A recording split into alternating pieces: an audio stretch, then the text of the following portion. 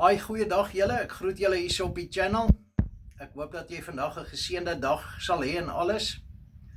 Ek wil vir jou vandag weer 'n bemoedigende boodskap gee hier buitekant in die wêreld.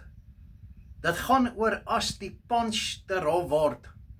Daai houe wat die lewe soms vir 'n mens gee.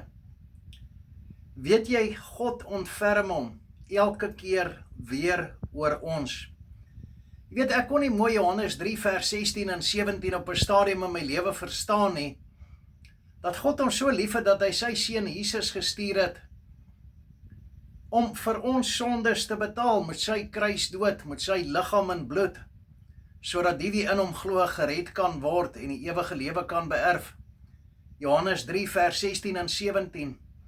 Ek het dit nie verstaan nie, ek het nie geweet eintlik in my lewe wat ware liefde is en alles nie. Toe sê 'n persoon vir my eendag, ek moet in Psalm 103 kyk, vers 1 tot 22. Nou dis 'n fantastiese psalm daai, wat praat van God se onverganklike liefde vir ons as mens.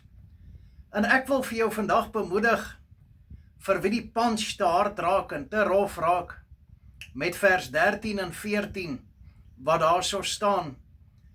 En daar staan dat God hom weer oor ons ontferm, hy se ontfermer ook.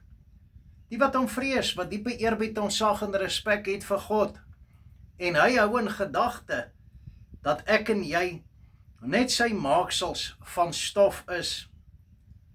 Weet vandag, dinge sal vir jou draai op God se regte, perfekte tyd. Hemelse Vader, ek bid vir hierdie persoon, vir wie die wind baie van vooraf is, dat U hierdie wind sal laat draai, dat hierdie persoon bietjie wind van agteraf kan ervaar, dat daar nuwe seisoene in hierdie persoon se lewe sal aanbreek, dat hierdie winterseisoen verby sal gaan, dat dit vir hierdie persoon op die einde van die dag weer somer sal word. Ek bid dat U wil geskied. Halleluja. Amen. God seën vir jou in Jesus naam. Blessings.